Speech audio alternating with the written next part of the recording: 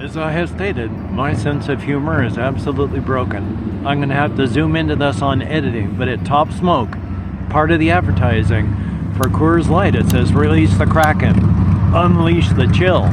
But there, all I can see is release the Kraken, unleash the cheap smokes.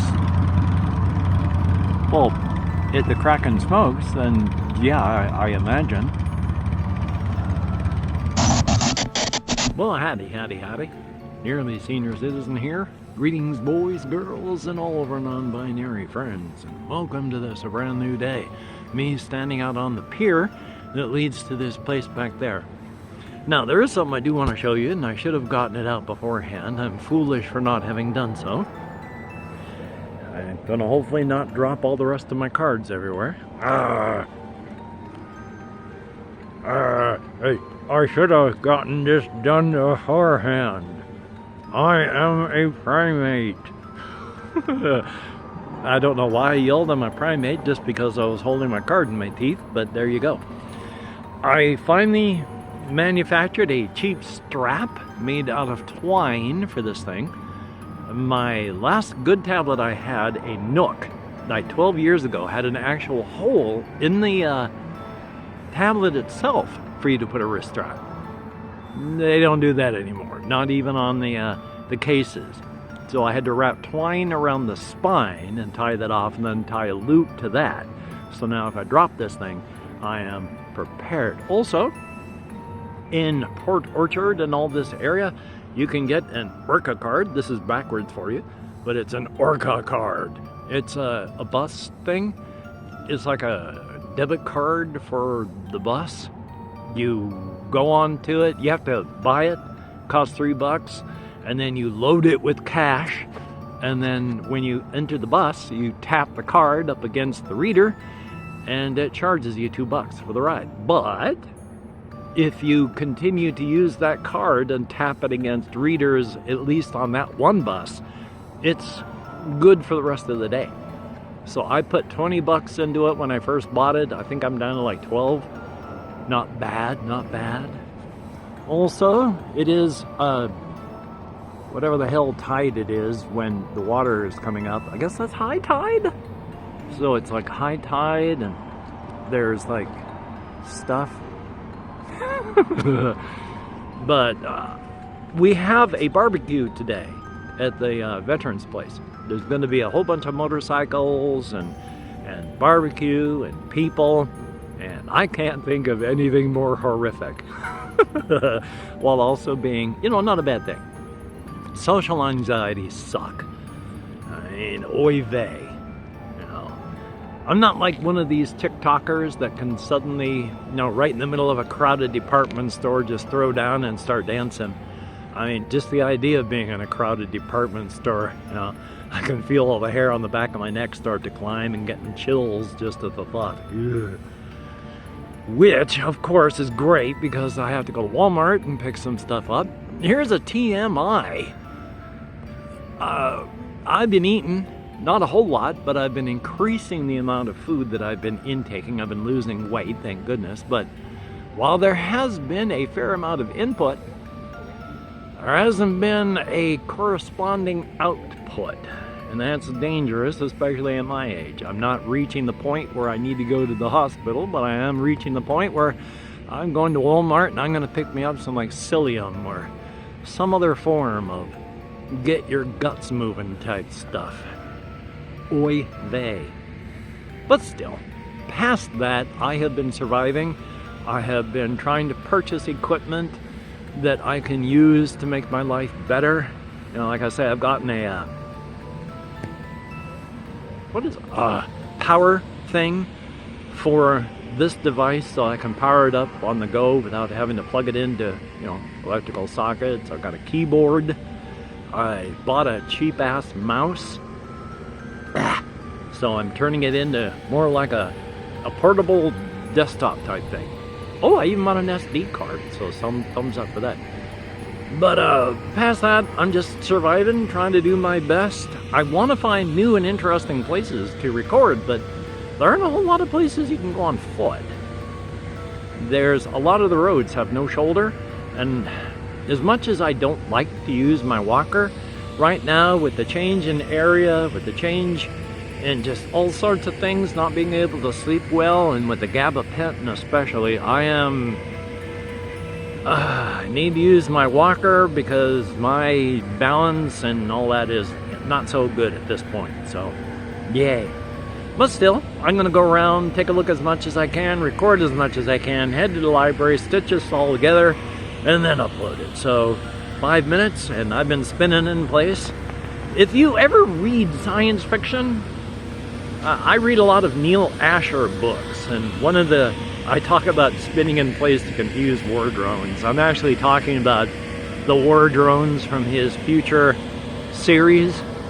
Drones and AI in that world is just as good as people, if not better in some cases, and technology is so good you can easily record a human being and then, copy them over into Crystal so that they're running on AI stuff.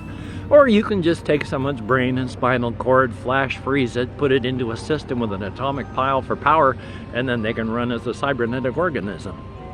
So death is more of a suggestion in this setting, but they've had various wars with various things, and they copied intelligences into various war drones, gave them bodies, and sent them out. So it's these war drones that I'm trying to confuse by spinning in place. Now that you know. Okie dokie. Thank you much for listening. If you have listened this far, ooh, bird. So you take care, and I'll see you on the flip side. It's loud, it's a busy intersection, but really, this is the way you do a sign. Sidewalk closed. Not will be, but is.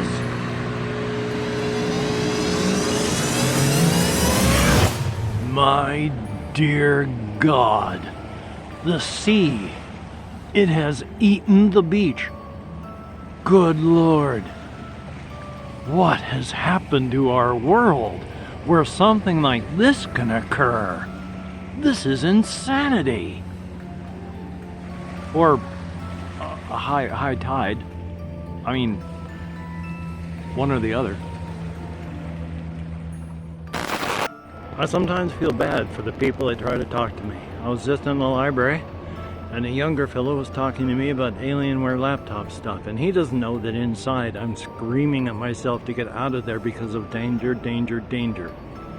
Social anxieties are like any anxieties, and anxieties are your body is telling you that the situation you're in is bad, you're going to die, you need to leave. So it's not fair for people like him expecting a nice conversation, and behind my eyes I'm trying desperately to get away. As well, I actually feel bad about my roommate. He's a nice fellow, likes to talk. It is so hard for me to talk to people I don't know.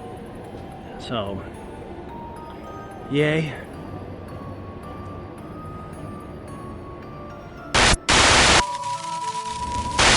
There's a further plaque that talks more about her. She was apparently like 16 years old and then died while world traveling. And so they made a park here in Port Arthur for her. I mean, after she died, so she doesn't know it, she's dead. So, but the rest of us do. We all get to know she's dead now. This is the Etta Turner is Dead Park. So, that's kind of grim. I am a human being. I do like being around people and stuff. But with my anxieties, I don't like being in the middle of things. I like being around human activity. So being on the outside edges so I can watch without having to be a part of it, that's good. I like being around on the outside where people are. I like seeing the things that people do. It's just being in the middle of people and interacting with people just sets my anxiety up to the point that it's like run away or something horrible is going to happen. And while it's irrational, that doesn't change the fact that it's true for, my inner systems. But still, every Saturday farmers market here, and they have live bands on apparently on Thursday, so thumbs up.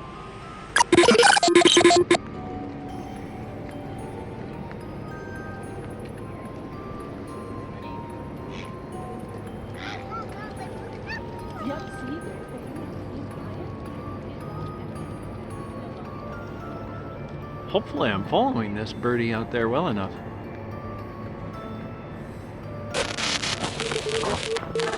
This little park dedicated to Etta Turner, 16 years old, and died in Bolivia or something, someplace. Bus trip into the mountains somewhere. But it's this with the gazebo and more. So that's pretty cool. I mean, not that she's dead, but that there's a park. I've seen people out here fishing, so oyster shells and stuff. I don't know if that's people. And then all that stuff out there looks like, I don't know, blossom? Shells? I don't know. But you can see the way it's there. And it goes all the way down to that way. I don't know. And I especially, again, have no ideas. I hadn't realized just how deep the infestation had become. Gazebo. My apologies for the leaf blower going off in the distance. I'm not in control. This is a 7-Eleven. That's the leaf blower. But I wanted to show this area because of this nasty looking thing. I don't know if people go out there. It does not look safe, but that doesn't mean that homeless people or adventurous people or people on drugs aren't doing that. I wouldn't. I mean, that looks like death on pylons. So I just thought I'd point that out because, oh boy, life by the sea. Because if you want donuts, dudes, we got donuts.